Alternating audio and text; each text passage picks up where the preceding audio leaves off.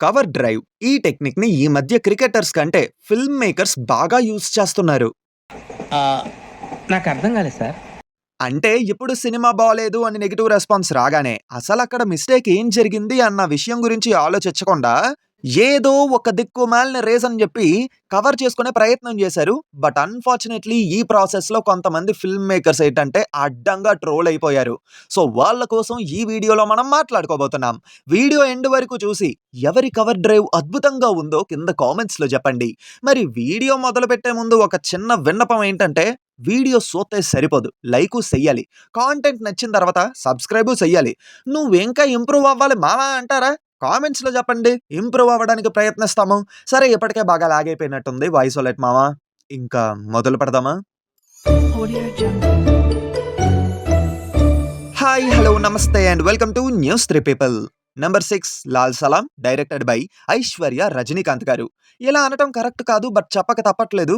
రజనీకాంత్ గారు మంచి ఫామ్‌లో ఉన్నప్పుడు ఆయన ట్రాక్‌ని డిస్టర్బ్ చేసింది ఆయన కూతురులే. 'రోబో' మూవీతో రచ్చ రంబోలా క్రియేట్ చేసిన తర్వాత 'కొచ్చాడియన్' మూవీతో ఆడియన్స్‌కి కోసి కారం పెట్టారు. 'జైలర్'తో జై అని లేస్తేనేమో 'లాల్ సలాం'తో డైరెక్ట్ అస్సాంకి పంపేశారు. అసలు ఈ సినిమాలో రజనీకాంత్ గారిని ఎక్స్‌టెండెడ్ క్యామియో కింద తీసుకోవాల్సిన అవసరం ఏముందో నాకైతే అర్థం కాలేదు. అది పక్కన పెడితే ఈ మూవీకా రిజల్ట్ అటర్ డిజాస్టర్ అయిన తర్వాత ఐశ్వర్య రజనీకాంత్ గారు ఒక మాట అన్నారు. మూవీలో షూటింగ్ చేసిన 21 డేస్ ఫుటేజ్ మిస్ అయిపోయింది. లేకపోతే సినిమా ఇంకా బావుండేది అని చెప్పారు. ఫస్ట్ ఆఫ్ ఆల్ ఫుటేజ్ జాగ్రత్తగా ఉందో లేదో చూసుకోవాల్సిన బాధ్యత డైరెక్టర్‌గా మీ యొక్క రెస్పాన్సిబిలిటీ కూడా.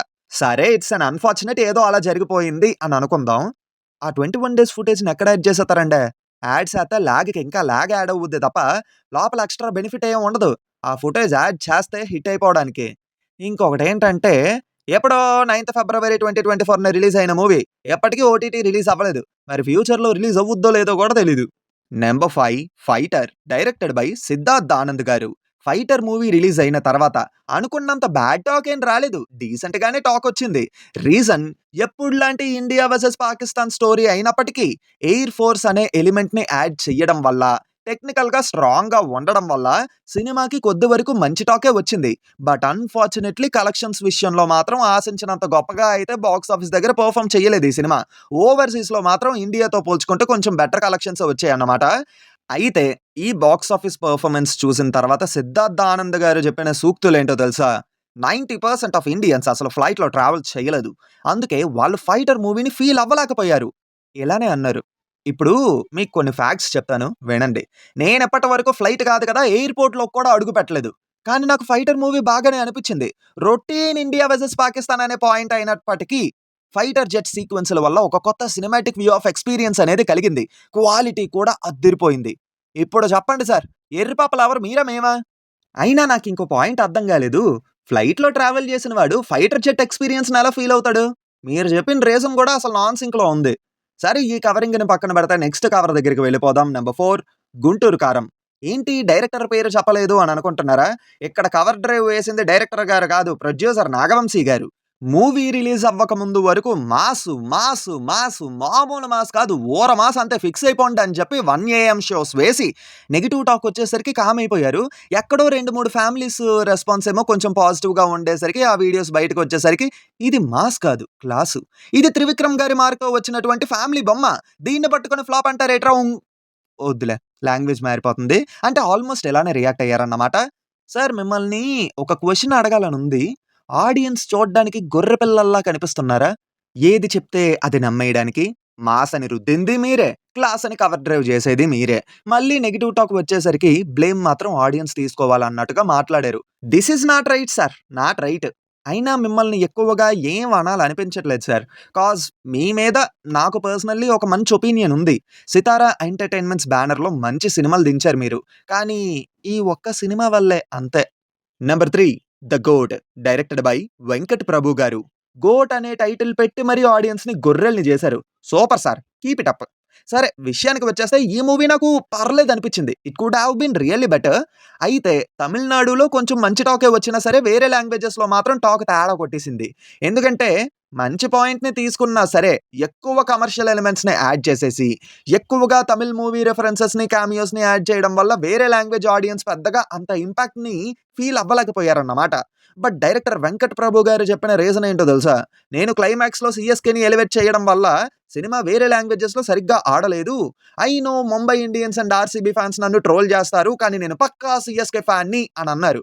అయితే పాములు పెట్టేవాడు పాము కాటికే బలైనట్టు ఈయనేమో సీఎస్‌కే ఫ్యాన్స్ చేతుల్లోనే ట్రోల్ అయిపోయారు. అంటే ఇండియా వైడ్‌గా ఎక్కువ క్రేజ్ ఉన్న ఐపీఎల్ టీమ్స్ ఏంటి అని ఎంత చిన్న పిల్లాడిని అడిగినా సరే సీఎస్‌కే, ముంబై ఇండియన్స్, ఆర్‌సీబీ అని క్లియర్‌గా చెప్తాడు. కానీ మీరు మాత్రం సీఎస్‌కేకి తమిళనాడులో మాత్రమే ఫాలోయింగ్ ఉంది అన్నట్టుగా స్టేట్మెంట్ వదిలారు. అడ్డంగా సీఎస్‌కే ఫ్యాన్స్ చేతుల్లోనే మీరు ట్రోల్ అయిపోయారు. సర్లే ఇంకేం చేద్దాం గానీ నెక్స్ట్ మూవీ ఏంటో చూద్దాం. Number 2 Leo directed by Lokesh Kanagaraj గారు. లియో మూవీలో విపరీతమైన బ్యాక్‌లాష్ తెచ్చుకున్నటువంటి ఎలిమెంట్ ఆ ఫ్లాష్ బ్యాక్. కానీ కట్ చేస్తే మూవీ రిలీజ్ అయిన తర్వాత అది ఫేక్ అని కవర్ చేశారు. అది కేవలం మన్సూర్ పర్స్పెక్టివ్ మాత్రమే అని అన్నారు. ఎడిటింగ్‌లోని మన్సూర్ చెప్పే డైలాగ్‌ని లేపేశారట. అంటే ఆ డైలాగ్ చెప్తే ఆడియన్స్‌కి ఆ ఫ్లాష్ బ్యాక్ ఫేక్ అని అర్థమైపోద్దని ఆ డైలాగ్‌ని రిమూవ్ చేశారట. ఇప్పుడు నేను చెప్పిన అన్ని కవర్ డ్రైవ్స్‌లోని నాకు కొంచెం నమ్మేలా అనిపించింది ఏదైనా ఉంది అంటే ఇదే. ఎందుకంటే లోకేష్ కనగరాజు గారు ఆయన మూవీస్‌లో ఏమైనా మిస్టేక్స్ ఉంటే ఆయన యాక్సెప్ట్ చేస్తారు. అందుకే 'లోకీ మామ' మీద ఒక రకమైన రెస్పెక్ట్ ఉంటది. ఈవెన్ 'లియో' మూవీకి వచ్చిన నెగెటివ్ రిమార్క్స్‌ని కూడా తీసుకొని మిస్టేక్స్‌ని యాక్సెప్ట్ చేశారు. అలాంటిది ఈ విషయంలో ఎందుకు అబద్ధం చెప్తారు అన్న డౌట్ నాకైతే ఉంది. మరి మీ ఒపీనియన్ ఏంటో కింద కామెంట్స్‌లో చెప్పండి. Finally number 1 Adipurush directed by Om Raut. అసలు వీళ్ళు తీసింది రామాయణమో కాదో అనే క్లారిటీ వీళ్ళకే లేదు. ఒకడొచ్చి ఇది రామాయణం అంటాడు. ఇంకొకడొచ్చి రామాయణం నుంచి ఇన్‌స్పైర్ అయ్యామంటాడు. మళ్ళీ హనుమాన్ కోసం ఒక సీట్ ఉంచమంటాడు. తర్వాత మళ్ళీ రామాయణం కాదంటారు. నాకు తెలిసి ఇప్పటి వరకు రామాయణం తీసిన ప్రతి ఒక్కరు ఆ కావ్యానికి రెస్పెక్ట్ ఇస్తూనే తీశారు. కానీ ఎటువంటి రెస్పెక్ట్ ఇవ్వకుండా వీళ్ళు మాత్రం ఎలా పడితే అలా తీసి మన మొహాన్న కొట్టారు. వీళ్ళ కవర్ డ్రైవ్ గురించి ముందు చెప్పాను గదా! విన్నారు గదా!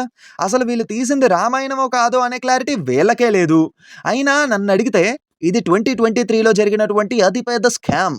600-700 కోట్ల బడ్జెట్ పెట్టి ఓం రౌత్ గారు ఒక సొంత వీఎఫ్ఎక్స్ కంపెనీని ఓపెన్ చేసి బడ్జెట్‌లో వచ్చిన అమౌంట్‌ని మొహమాటం లేకుండా నొక్కేసి ఎలా పడితే అలా సినిమా తీసి మన మొహాన కొట్టారన్నమాట.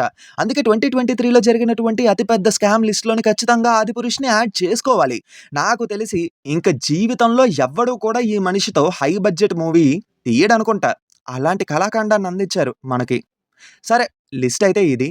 వీళ్ళలో ఎవరి కవర్ డ్రైవ్ మీకు కన్విన్సింగ్‌గా అనిపించిందో కింద కామెంట్స్‌లో చెప్పండి. అండ్ ఈ లిస్ట్‌లో చెప్పిన మూవీస్‌లో ఏ మూవీ మీకు కొద్దో గొప్పో అయినా నచ్చిందో కింద కామెంట్స్‌లో చెప్పండి. ఈ వీడియో మీకు నచ్చినట్టయితే వీడియోని లైక్ చేయండి, షేర్ చేయండి, మీ ఒపీనియన్‌ని కామెంట్స్‌లో తెలియజేయండి. సబ్స్క్రైబ్ చేసుకొని పక్కనే ఉన్న గంట నొక్కడం మాత్రం మర్చిపోవద్దు సుమి. మళ్ళీ కొత్త వీడియో పెట్టగానే నోటిఫికేషన్‌లు రావసలకే. సో గంట ముఖ్యం బిగులు.